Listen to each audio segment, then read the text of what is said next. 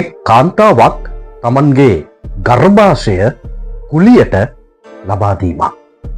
පොළොවේ පයගසා ජීවත් වන මිනිස්සුන්ගේ ආත්මයන් විවරණය කළ ප්‍රබල අවස්ථාවක්. හැබැයි අවසානය නම් හදවත් කම්පා කළ මහා ශෝකාන්තයක්.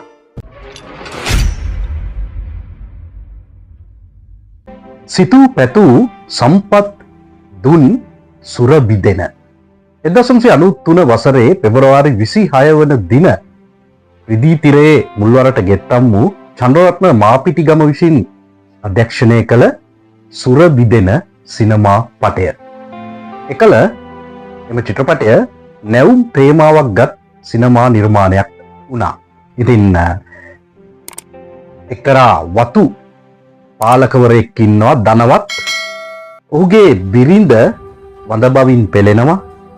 දරුවෙක් අපේක්ෂා කළ නොහැකි තැන මේ වතු පාලකවරයා විසින් තමන්ගේ බිරිඳත් එක්ක එකතු වෙලා එම ගමේම ජීවත් වන අන්ත දුගී කාන්තාවකගෙන් තමන්ගේ ලෙයින්ම ඒ වතු පාලකවරයා දරුවෙක් ලබා ගැනීමට කරන වෑයම තමයි පසුබිම් වෙන්නේ මේ සුරබිදෙන සිනමා පටයට.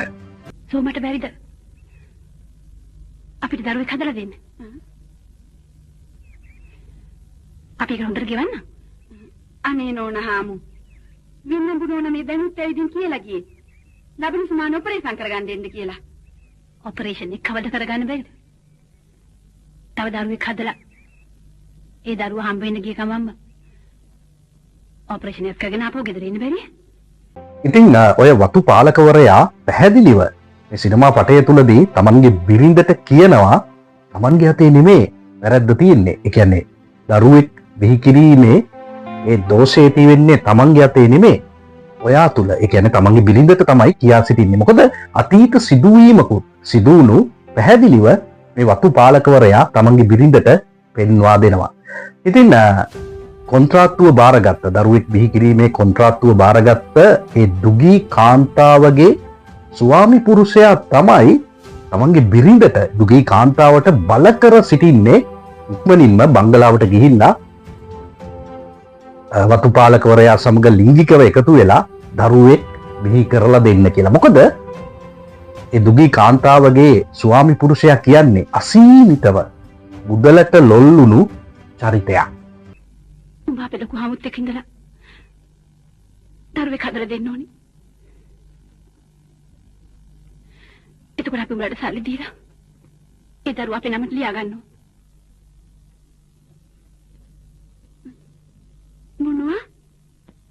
මොනවද මේ නෝනහම කියන්නේ?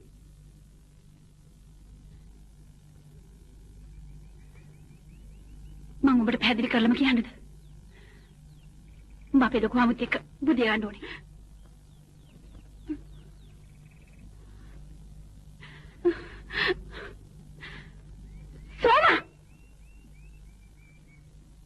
ඇත්තටම මේ සිනමා පටයේ අධ්‍යක්ෂක චන්ද්‍රරත්න මාපිටිගම මහතා විසින් පැහැදිලිවම අපිට දකින්නට පුළුවන් සිනමා කෘතියේ එන රූප රාමු ගැන වඩා සැලකිල්ලක් දක්වලා තියෙන බව. ඉතා ප්‍රශස්තව එම රූප රාමු සකස් කරලා තියෙනවා. කතාවේ තේමාවට උචිත ආකාරයට. එක උදාහරණයක් මම ඔබට කියන්නම්. දැන් ඔය දරුවෙක් බිහි කිරීම සඳහා කොන්ත්‍රාත්තුව බාරගත්ත දුගී කාන්තාව මුල්වරට වතු පාලකවරයා සමග ලිංගිකව එකතු වීම සඳහා බංගලාවට පැමිණෙද්දී ඇගේ අපවිත්‍ර වෙලා තියෙන මඩ ගෑවිලා පිරිසිදු කකුල් දෙපතුල් නිසා බංගලාවේ සාලය අපවිත්‍ර වෙනවා.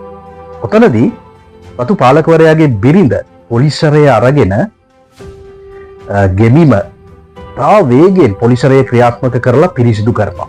මෙතනදී පැහැදිලිවම අධ්‍යක්ෂකවරයා විසින් පෙන්눔 කරනවා, සංකේතවත් කරනවා වතු පාලකවරයාගේ බිරිඳගේ හඬන යටිසිතේ ආධ්‍යාත්මය.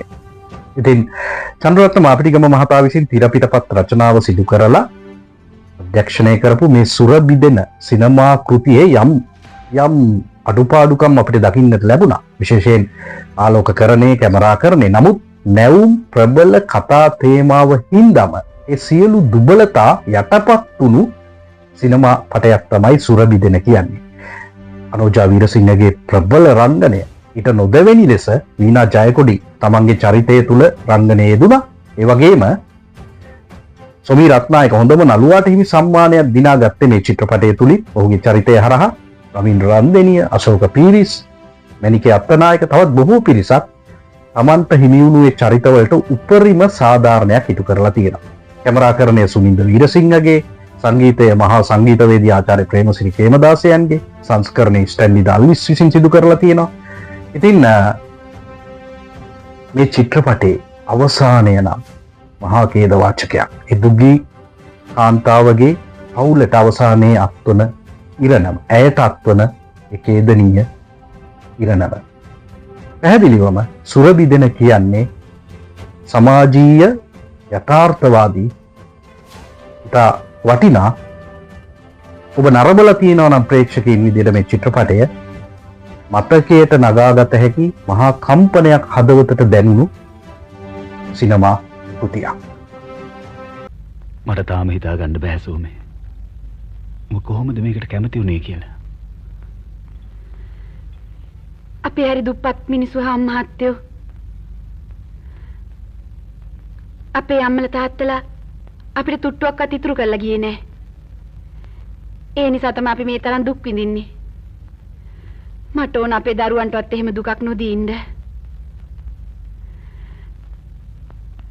මං දැන් හිත හදාගෙන ඉන්නේ.